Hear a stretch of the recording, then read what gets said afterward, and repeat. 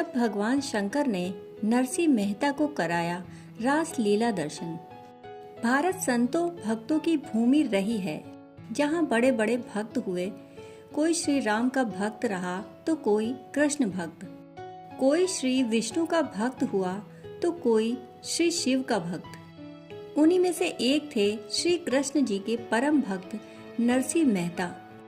भक्त नरसिंह मेहता का जन्म गुजरात प्रांत के जूनागढ़ शहर में ब्राह्मण कुल में हुआ था। बचपन में ही इन्हें साधुओं की संगति मिली, जिसके प्रभाव से इनके मन में भगवान श्री कृष्ण की भक्ति का उदय हुआ। धीरे धीरे भगवान श्री कृष्ण की भक्ति और भजन कीर्तन में ही इनका अधिकांश समय व्यतीत होने लगा। परिवार के लोग इनके रोज रोज के साधु संग और भगवत जन को पसंद नहीं करते थे। उन्होंने इनसे घर गृहस्थी के कार्यों में समय देने के लिए कहा, परंतु नरसिंह जी पर इसका कोई प्रभाव न पड़ा। एक दिन इनकी भाई की पत्नी ने इन्हें ताना मारते हुए कहा, ऐसी भक्ति उमड़ी है तो भगवान से मिलकर क्यों नहीं आते। इस ताने ने नरसिंह मेहता पर जादू का कार्य किया। वह उसी क्षण घर छोड़कर निकल पड़े और जूनागढ़ से कुछ दूर एक पुराने शिव मंदिर में बैठकर भगवान शंकर की उपासना करने लगे।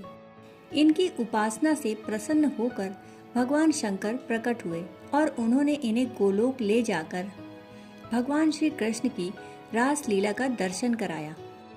दिन रात भजन कीर्तन में लगे रहने और भरण पोषण के लिए कोई कार्य न करने के कारण नरसिंह जी के परिवार में उपवास की स्थिति आ जाती। इनकी पत्नी ने इनसे बहुत बार कुछ कार्य करने के लिए कहा, परंतु इनका विश्वास था कि इनके भरण पोषण की सारी व्यवस्था भगवान स्वयं करेंगे। कहते हैं कि इनकी पुत्री के विवाह की संपूर्ण व्यवस्था भगवान श्री कृष्ण ने स्वयं की थी। इसी प्रकार इनके पुत्र का विवाह भी भगवत कृपा से ही संपन्न हुआ। एक बार भक्त नरसिंह मेहता की जाति के लोगों ने इनसे कहा, तुम अपने पिता का श्राद्ध करके सबको भोजन करवाओ। नरसिंह जी ने भगवान श्री कृष्ण का स्मरण किया और देखते ही देखते सारी व्यवस्था हो गई। श्राद्ध के दिन कुछ घी घट गया और नरसिंह जी बाजार से घी लाने के लिए निकल पड़े।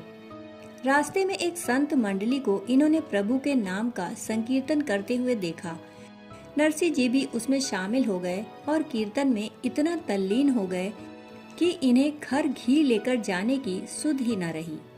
घर पर इनकी पत्नी बड़ी व्यग्रता से इनकी प्रतीक्षा कर रही थी। दूसरी ओर भक्त वत्सल भगवान श्री कृष्ण ने नरसिंह का वेश बनाया और घी लेकर उनके घर पहुंच गए। ब्राह्मण भोज का कार्य सुचारू रूप से संपन्न हो गया। कीर्तन समाप्त होने तक काफी रात्रि बीत चुकी थी। नरसिंह जी सकुचाते हुए घी लेकर घर पहुंचे और पत्नी से विलंब के लिए क्षमा मांगने लगे। इनकी पत्नी ने कहा, स्वामी, इसमें क्षमा मांगने की कौन सी बात है। आप ही ने तो इसके पूर्व घी लाकर ब्राह्मणों को भोजन कराया है। नरसिंह जी ने कहा, भाग्यवान तुम धन्य हो, वह मैं नहीं था, भगवान श्री कृष्ण थे। तुमने प्रभु का साक्षात दर्शन किया है। मैं तो साधु मंडली में कीर्तन कर रहा था। कीर्तन बंद हो जाने पर घी लाने की याद आई और मैं इसे लेकर आया हूँ। यह सुनकर नरसिंह जी की पत्नी आश्चर्य के सागर में डूब गई। इस प्रकार की अनेक दिव्य घटनाएं नरसिंह जी के जीवन काल में हुई। कुछ वर्ष बाद इनकी पत्नी और पुत्र का देहांत हो गया, तो ये अपना संपूर्ण समय भगवान की भक्ति में ही बिताने लगे। परम भक्त नरसिंह मेहता संसार के असंख्य प्राणियों को भगवत कृपा एवं भगवत भक्ति का कल्याणमय मार्ग दिखाकर अंत में गोलोकवासी हुए। दोस्तों, कहानी सुनने के लिए आपका बहुत बहुत आभार। फिर मिलते हैं ऐसी ही कहानियों के साथ। तब तक के लिए धन्यवाद।